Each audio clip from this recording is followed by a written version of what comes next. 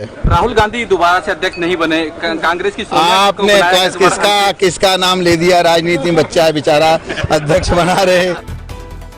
हमेशा विवादों में रहने वाले उत्तर प्रदेश उन्नाव से भाजपा सांसद स्वामी सत्यानंद हरि साक्षी महाराज ने राहुल गांधी के कांग्रेस अध्यक्ष न बनने पर कहा, राहुल गांधी राजनीति में अभी बच्चा है। साक्षी महाराज कुरुक्षेत्र में कश्यप राजपूत सभा धर्मशाला में राष्ट्रीय बैठक में बोल रहे थे, जहां पर नवनिर्वाचित सांसदों का सम्मान समारोह किया गया। उन्होंने धारा 370 खत्म करने पर कहा कि कुछ लोग हैं जो पाकिस्तान की अलगाववादियों की भाषा बोलते हैं, वहीं लोग देश के विभाजन के लिए भी जिम्मेदार हैं और कश्मीर की समस्या का समाधान भी नहीं हुआ तो इसलिए भी वह लोग जिम्मेदार थे। मगर प्रधानमंत्री नरेंद्र मोदी और गृह मंत्री अमित शाह को सारा देश इस समय नमन कर रहा है, क्योंकि उन्होंने हिंदुस्तान के माथे पर लगे हुए कलम को हटाने का काम किया है। जितनी प्रशंसा की जाए उतनी कम है।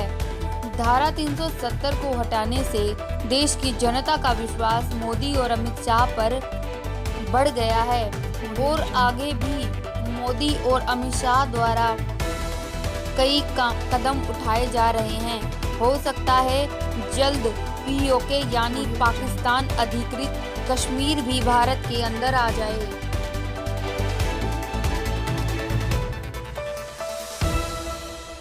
ऑडियो जंगल। आप भाग्यशाली हैं कि महर्षि कश्यप का नाम हमारे साथ जुड़ा हुआ है, जो वेदों में, शास्त्रों में, पुराणों में मिलता है। बहुत बार मुझे कुरुक्षेत्र में आने का अवसर मिला। मैंने कुरुक्षेत्र यूनिवर्सिटी से बीए भी किया, मेरी शिक्षा से भी ये क्षेत्र जुड़ा रहा है। ऐसे भी आता रहा हूँ, कई कार्यक्रम में आना हुआ है, आध्यात्मिक कार्यक्रम में भी आया हूँ, राजनीतिक कार्यक्रम में आया हूँ। बाकी मुझे नहीं पता था कि हमारी धर्मशाला यहाँ है। हमारे एक आश्रम भी है निर्मल अखाड़ा, अगर किसी ने देखा, मैंने नहीं देखा, आश्रम हमारा है, पर आज तक देख नहीं पाया। बहुत व्यस्तता रहती है। नहीं दूंगा, व्यक्ति कर्म से बड़ा छोटा होता। भगवान कृष्ण ने गीता में, यही तो गीता पर उद्बोधन हुआ था। और परम पवित्र धरती है कुरुक्षेत्र की, और गीता महाभारत इसका साक्षात गवाह है।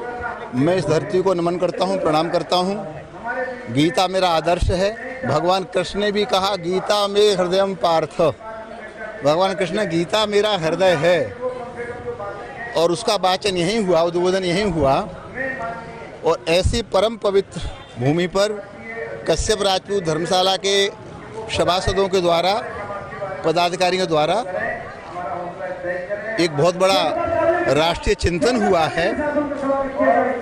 और बड़ी बात है, राष्ट्रीय चिंतन में राष्ट्रीय पिछड़ा वर्ग आयोग के अध्यक्ष श्री भगवान दास साहनी जी भी आए हैं। मुझे भी आने का सौभाग्य मिला, राष्ट्र के प्रति संदेश देने का अवसर मिला। तो आपके माध्यम से भी मैं यही कहना चाहूँगा कि प्रथम राष्ट्र है, फिर राष्ट्र की जनता है, उसके बाद दल हैं, उसके बाद व्यक्ति है। आज़ादी की लड़ाई के बाद पहली बार आज़ादी के शहीदों के स्वप्नों के मनोभावना के आधार पर देश पटरी पर चलना शुरू हुआ है। लोगों में राष्ट्रीय भावना जागृत हुई है। इसके लिए मैं केंद्र में बैठी सरकार का और मोदी जी का हृदय से बहुत बहुत धन्यवाद। धारा 370 की गई है खत्म। विपक्ष के कुछ लोग हैं, गुलाम नबी जी खुद अड़ंगा डाल रहे हैं। कुछ लोग हैं जो पाकिस्तान की अलगाववादियों की भाषा बोलते हैं। वो लोग देश के विभाजन के लिए भी जिम्मेदार थे, और 70 साल में कश्मीर की समस्या का समाधान नहीं हुआ इसलिए भी जिम्मेदार थे। मैं मोदी जी को और अमित शाह जी को हृदय से नमन करूँगा, सारा देश नमन कर रहा है कि हिंदुस्तान के माथे पर लगे हुए कलंक को माननीय मोदी जी ने, उनकी सरकार ने हटाने का काम किया है। उसकी जितनी प्रशंसा की जाए उतनी कम है।